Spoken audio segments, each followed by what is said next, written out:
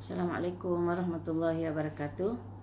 Bismillahirrahmanirrahim. Alhamdulillah wassalatu wassalamu ala Rasulillah wa ala alihi wa sahbihi wa man tabi'ahu wa wala. Rabbi syrah li sadri wa yassir li amri wahlul 'uqdatam min lisani yafqahu qawli. Sahabat-sahabat yang dikasihi dan dirahmati, alhamdulillah pagi ini Allah masih panjangkan usia dalam keadaan sihat, sejahtera, iman terpelihara, dan insya-Allah ada peluang dan kesempatan untuk kita sama-sama menambah ilmu, memantapkan iman, dan moga-moga dengan itu akan meningkatkan lagi amalan kita, sumbangan kita untuk kebaikan Islam dan ummahnya. Seperti biasa, setiap kali live saya akan kongsikan sama ada Al-Quran atau hadis untuk renungan kita bersama, insya-Allah. Ya, ahlan wa sahlan kepada siapa yang berada di talian ke orang panggil, apalah salah pun kan.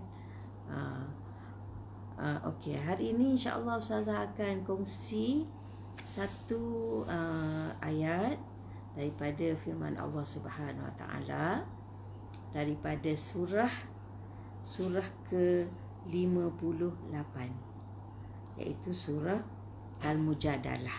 Ya, ada orang panggil Al-Mujadilah, ada orang panggil Al-Mujadalah. Apa beza Mujadalah dengan Mujadilah? Ya, kalau sebut Mujadalah tu maknanya dialog, ya. Dialog lah, perbincangan.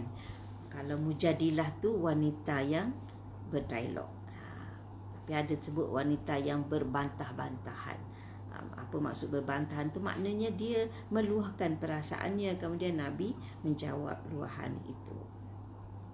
Jadi ayat pertama Allah mulakan Bismillahirrahmanirrahim. Kita ambil ayat pertama sahaja, ya. Apa yang saya nak ulas pada pagi ni hanya ayat pertama, iaitu Allah berfirman, qad sami'allahu qawlan lati tujadiluka. Waalaikumsalam saudari Ana. Okay, alhamdulillah, ahlan wa sahlan. Tak apa, Ana seorang pun Ustazah nak cakap juga, ya, sebab insya-Allah selepas ni ada orang akan tengok lah kan. Yang penting kita sampaikan apa yang hendak kita sampaikan. Mudah-mudahan ada kebaikan untuk kita bersama. Okay, insya-Allah balik kepada apa yang Ustazah nak kongsikan pada pagi ini, iaitu firman Allah. Bismillahirrahmanirrahim. Qad sami'allahu qawlan lati tujadiluka fi zawjiha wa tashtaki ila Allah. Wallahu yasma'u tahawurakuma. Innallaha sami'un basir. Ya. Sebelum nak ulas pengajaran, Ustazah nak baca apa yang dibawa oleh Ibnu Katsir rahimahullah tentang kata-kata Sayyidatuna Aisyah radhiyallahu anha. Ya. An Aisyah susah betul nak sebut bahasa Arab, ya. An Aisyah radhiyallahu anha, ya, kata Ibnu Katsir daripada Aisyah radhiyallahu anha. Qalat, Aisyah berkata, alhamdulillahillazi wasi'a sam'ahu al-aswat. Jadi apabila Aisyah mendengar ayat ini, qad sami'allahu, sesungguhnya Allah telah mendengar, ya, apa yang Allah dengar, qaulan lati tujadiluka, kata-kata wanita yang sedang berdialog, yang sedang berbicara denganmu, iaitu dengan Nabi sallallahu alaihi wasallam. Jadi bila Aisyah dengar firman ini, qad sami Allah, sesungguhnya Allah telah mendengar, lalu Aisyah berkata, alhamdulillah, segala puji bagi Allah yang wasi'a sam'uhu al-aswat, di mana pendengarannya merangkumi, meliputi semua suara. Dan apa saja suara sampai ke pendengaran Allah Subhanahu wa Ta'ala. laqad ja'at al-mujadilah ila Nabi sallallahu alaihi wasallam. Dia kata sesungguhnya perempuan yang berbicara tu datang kepada Nabi sallallahu alaihi wasallam tukallimuhu, untuk bercakap dengan baginda. Wa ana fi nahiyatil bait. Pada ketika itu aku berada di satu sudut rumah. Kita bayangkan rumah Nabi bukannya besar banglo kan. Kalau kita tengok pameran di Madinah tu tentang ada muzium kan, di sebelah belakang Masjid Nabi tu ada muzium tentang gambaran lakaran rumah Rasulullah sallallahu alaihi wasallam. Kecil je, berapa kali berapa wallahu alam lah, siapa tak tahu, tapi kecil lah, bukan istana, bukan banglo pun kan. Jadi Aisyah berada di satu sudut rumah. Wanita ini datang nak mengadu pada Nabi sallallahu alaihi wasallam. Wa ana fi nahiyatil bait. Saya berada di satu sudut rumah. Ma asma'u ma taqul. Aku tak dengar pun apa yang wanita itu wanita itu ucapkan. Berada di satu sudut, aku tak dengar pun. Fa anzalallahu azza wa jalla. Aku tak dengar, tiba-tiba Allah dah turunkan ayat. Qad sami Allah. Sesungguhnya Allah telah mendengar. Jadi tuan-tuan dan puan-puan, okey, ada lagi satu riwayat Aisyah juga ya, wa fi riwayatin anha, dalam riwayat lain daripada Aisyah juga, di bahasa berbeza sikit tapi elok kita baca dua-dua ya. Qalat, dalam riwayat lain Ibnu Katsir kata, Aisyah berkata, tabarakallazi aw'a sam'uhu kullasyai. Maha suci Allah yang pendengarannya dapat menangkap, menyedari segala sesuatu. Inilah asma'u kalama Khawlah binti Sa'labah. Sesungguhnya aku mendengar perkataan ataupun percakapan Khawlah, ni baru disebut nama siapa wanita yang datang mengadu hal kepada Rasulullah sallallahu alaihi wasallam itu, iaitu Khawlah binti Sa'labah. Wa yakhfa alayya ba'dhah. Aku dengar Khawlah bercakap dengan Nabi, tetapi tak semua. Kan orang Kelantan kata tak butir. Ada dengar, ada tak dengar. Tak boleh nak tangkap sebahagian daripada apa yang Khawlah cakap itu. Wahya tashtaki zawjiha ila Rasulillah sallallahu alaihi wasallam, iaitu dia mengadu kepada Rasulullah sallallahu alaihi wasallam tentang suaminya. Apa dia kata? Wahya taqul, ya Rasulullah, dia mengadu, hai Rasulullah, akala mali, dia telah makan hartaku. Maknanya suami dia dah gunakan.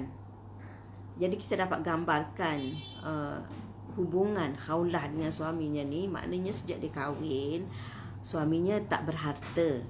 Jadi yang ada hartanya Khawlah. Jadi harta Khawlah digunakan oleh suaminya. Bukan suaminya seorang lah, maknanya untuk menyara keluarga tu harta Khawlah yang digunakan. Tu dia kata akala mali wa afna syababi. Dia telah memusnahkan keremajaanku. Bukan musnah, apa kan maknanya? Kalau kita orang Melayu kata apa? Macam tebu kan, habis madu, habis manis, sepah dibuang. Ialah maknanya dah daripada muda duduk bersama sehingga dia jadi tua kan. Wa nasartu lahu batni, dan aku telah kata menyediakan perut aku ni untuk dia. Maknanya dia telah mengandungkan anak suami dia lah. Kan? Mana dia tadi? Hatta idza kaburat sinni wa qata'a waladi zahara minni. Sehingga dia kata usiaku dah tua dan aku pun dah menopause, dah berhenti beranak dah. Dia menziharkan aku. Zihar ini ikut tradisi Arabnya macam cerai lah, ya. Cerai lah, dan salah satu daripada bentuk perceraian. Allahumma inni ashku ilaik. Ya Allah, aku mengadu kepadamu. Walaupun dia cerita pada Rasulullah, hakikatnya dia mengangkat aduan ini kepada Allah Subhanahu Wa Taala. Allahumma inni ashku ilaik. Jadi itu antara aduan Khawlah kepada Rasulullah sallallahu alaihi wasallam yang didengar oleh Aisyah sebahagian. Mungkin ada lagi lah, sebab Aisyah kata dia duduk satu sudut, dia sebahagiannya dia tak dengar pun apa yang Khawlah cakap. Tetapi yang Aisyah kagum sebenarnya, dia tak dengar penuh lagi apa yang Khawlah cerita tu. Tiba-tiba Allah dah turunkan dah firman. Jadi tu dia kagum, Maha Suci Allah yang mana pendengaran Allah ini meliputi, merangkumi, menangkap semua suara hambanya. Okey, jadi dia kata, Aisyah kata, fama barihat hatta nazala Jibril bihazil ayah. Jadi Khawlah ni duk mengadu sehingga Jibril membawa turunnya ayat ini. Okey. Dan Aisyah berkata lagi, wa zawjuha Aus bin As-Samit. Nama suami Khawlah ni Aus bin As-Samit. Habis cerita dulu kat situ. Ustazah tak ulas lagi pengajaran ni. Ustazah baca dulu ya apa yang dibawa oleh Ibnu Katsir di dalam tafsirnya. Warawa Ibnu Abi Hatim an Abi Yazid. Ini ikuran daripada ayat ni, ya, ikuran daripada ayat ini. Ibnu Abi Hatim meriwayatkan daripada Abi Yazid. Qala laqiyat imra'atun Umar yuqalu laha Khawlah binti Sa'labah wa huwa yasiru ma'an nas. Jadi ni peristiwa ni pula yang diceritakan oleh Abi Yazid ni berlaku ketika Umar menjadi khalifah. Laqiyat imra'atun Umar, seorang wanita yang dikenali sebagai Khawlah binti Sa'labah, bertemu dengan Umar dalam satu perjalanan. Ketika itu Umar bersama dengan orang ramai. Wallahu alam lah, bala tentera ke pegawai dia ke apa nak pergi mana. Jadi Umar dalam satu sedang berjalan bersama orang ramai ni, tiba-tiba terserempak dengan seorang wanita bernama Khawlah binti Sa'labah. Fastauqafathu. Jadi Khawlah ni menahan Umar. Umar berhenti, dia kata. Fastauqafathu maknanya dia menahan, suruh Umar berhenti. Fawaqafa laha wa dana minha wa asgha. Wa asgha ilaiha ra'sahu wa wada'a yadaihi ala mankibaiha. Masa ni Khawlah dah tua lah ni. Masa dia mengadu kepada Rasulullah pun dah tua kan. Jadi bila Khawlah tahan Umar, suruh Umar berhenti, Umar pun berhenti atas perintah Khawlah. Jadi Umar mendekati Khawlah, dia menadah telinganya. Maknanya dia membongkokkan kepala, menadahkan telinga, dan dia meletakkan dua tangan di atas bahu Khawlah. Ikhtilat ke ni? Khawlah wanita dah tua kan. Itu maknanya cara Umar buat tu tanda penghormatan dia kepada wanita ni. Dia membongkokkan kepalanya nak dengar ni sampai dia letak tangan atas bahu Khawlah. Okey. Hatta qadat hajataha wa sarafat. Yang Umar ni duduk dengar sehingga Khawlah selesai meluahkan apa yang dia nak sampaikan, dan Khawlah tu beredar. Maknanya Umar dia duduk dengar. Dia tak adalah kata cepat-cepatlah orang tua, orang tengah sibuk ni. Tak ada. Maknanya dia dengar je sampai Khawlah tu sendiri dah puas. Dah habis dah apa yang dia nak cakap. Dia pergi. Ni dia sendiri pergi. Jadi bila Khawlah dah pergi, faqala lahu rajul. Ada seorang yang daripada ramai-ramai orang tu tanya Umar radhiyallahu anhu, "Ya Amirul Mukminin, wahai Amirul Mukminin,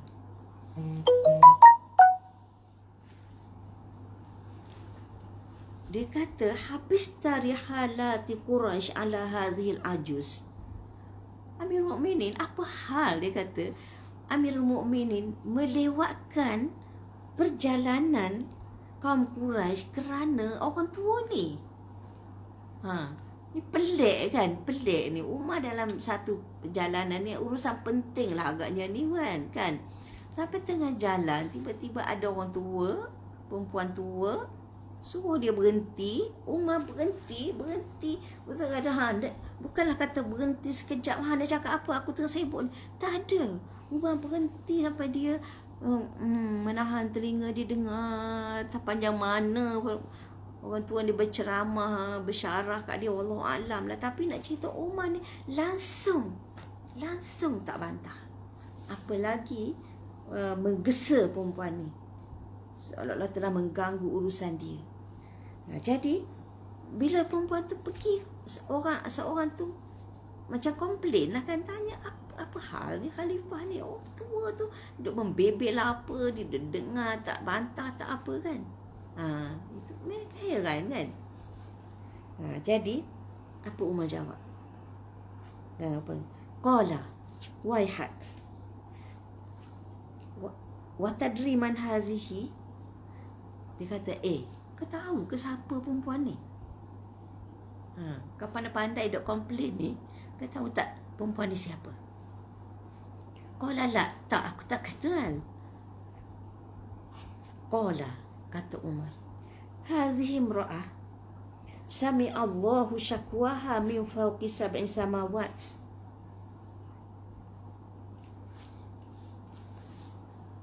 Hadhihi Khawlah binti Sa'labah. Wallahi law lam tansarif anni ila al-lail man saraftu anha hatta taqdi hajataha illa an tahdura salatun fa usalliha thumma arji'u ilaiha hatta taqdi hajataha. Apa Umar jawab? Kamu tahu tak perempuan ni siapa? Dia kata inilah dia seorang wanita yang Allah dengar kata-katanya dari langit ketujuh. Maknanya Allah yang maha tinggi itu, pun dengar kata-kata dia. Inilah dia Khawlah binti Sa'labah. Demi Allah, Umar kata, demi Allah, sekiranya dia tidak beredar daripadaku, kalau dia tak berhenti bercakap denganku sampai ke malam, man saraftu anha, aku tak akan beredar darinya hatta taqdi hajataha, sehingga dia menyelesaikan segala hajatnya, sehingga dia meluahkan habis apa yang dia nak luah, aku tak akan beredar.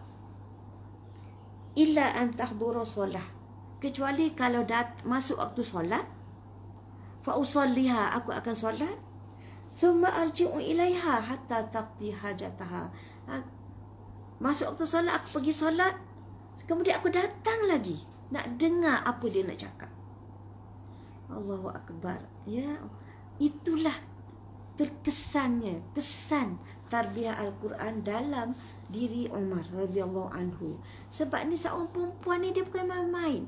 Bila dia bercakap, Allah tu dengar, qad sami Allah. Jadi siapalah dia, Umar katakan, untuk tak dengar percakapan wanita ni. Jadi Umar kata, kamu nak komplain, aku sekejap je dengar cakap dia. Kalau dia tak beralih sampai ke malam pun, aku tak akan beralih. Kecualilah masuk waktu solat je, aku pergi solat, aku datang balik, aku nak dengar. Allahu Akbar. Ini kesan daripada ayat qad sami Allah. Okey. Itu habis apa yang dinukilkan oleh Ibnu Katsir di dalam tafsirnya. Dibawa sikitlah, wa an Amir qala al mar'ah allati ja'at fi zawjiha Khawlah. Samalah tu. Khawlah isteri kepada Aus bin As-Samit. Jadi kita tahu nama wanita itu Khawlah binti Sa'labah dan nama suaminya ialah Aus bin As-Samit. Okey, jadi apa yang kita Yang kita patut ambil pengajaran daripada sini. Okey, tuan-tuan dan puan-puan, sekarang ni kan Wanita Ikram sedang melancarkan kempen hentikan keganasan terhadap wanita. Kita tahu kes keganasan ini memang kronik, ya.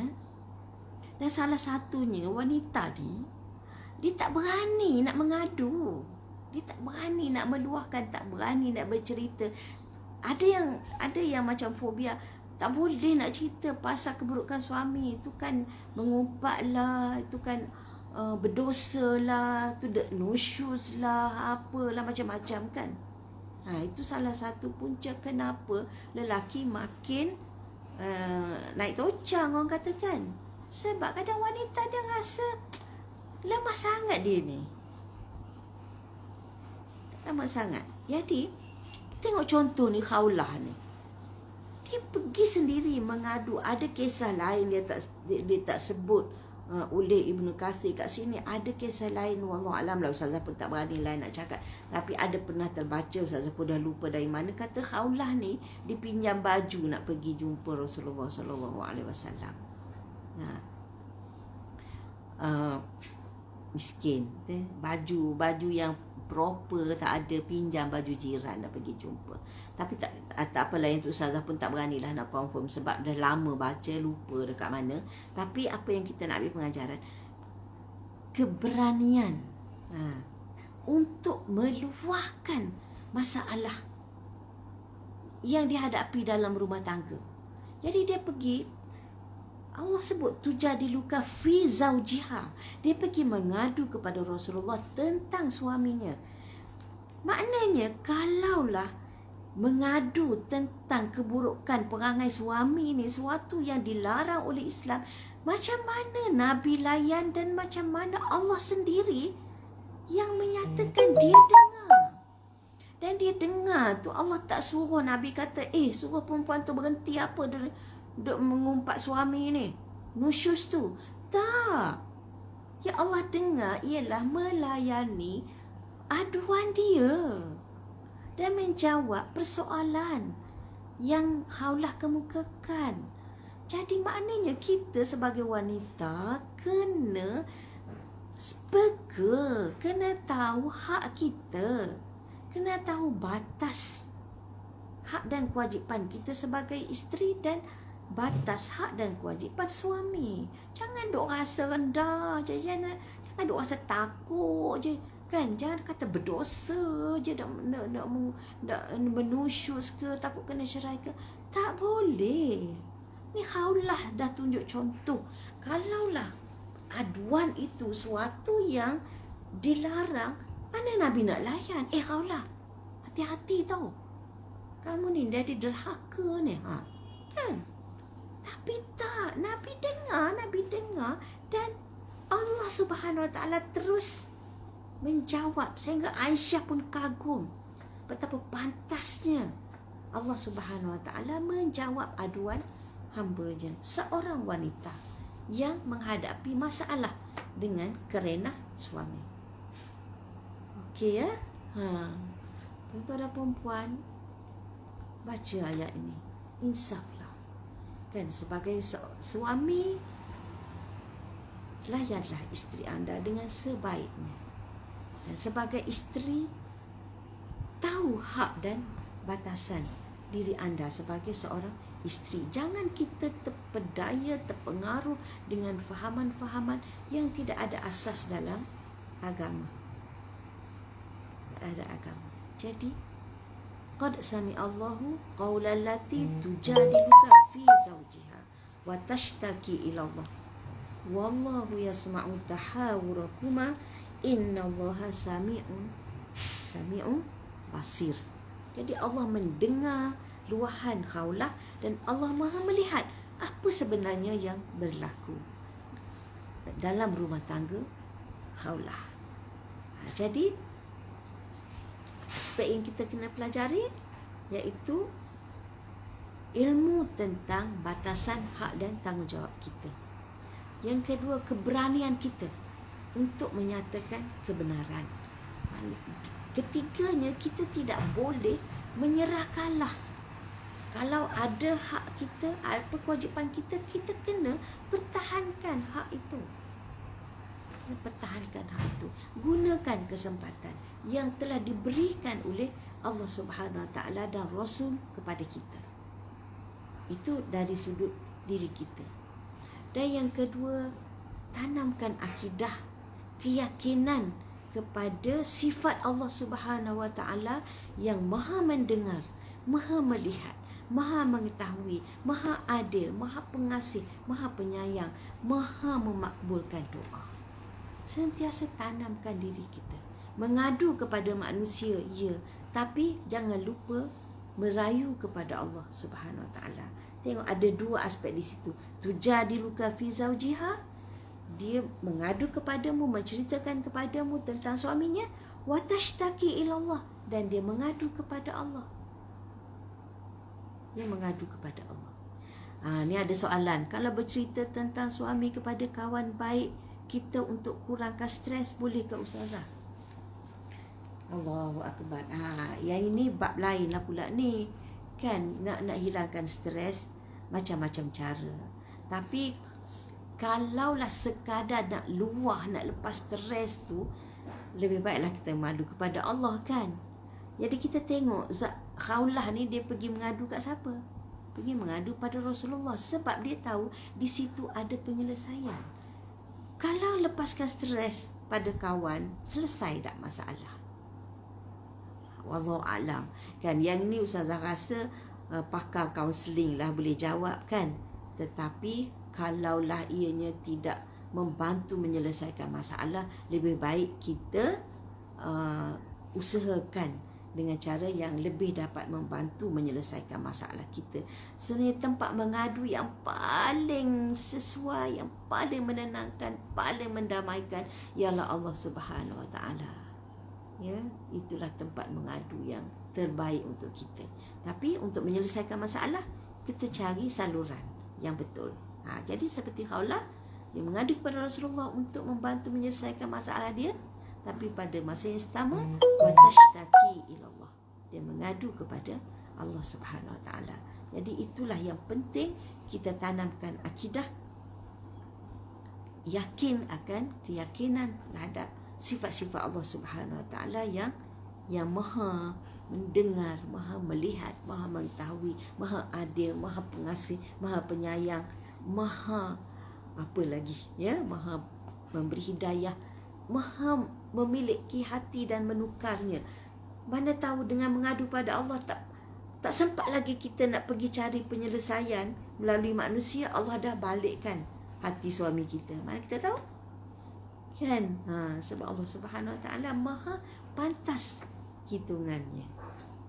Okey, satu ayat untuk pengajaran kita bersama pada pagi ini. Terima kasih kepada yang sudi mendengar. Mudah-mudahan ada faedahnya untuk saya khususnya dan untuk sahabat-sahabat sekalian. Moga-moga Allah sentiasa membimbing kita berada di atas jalan lurus menuju redha-Nya, insya-Allah.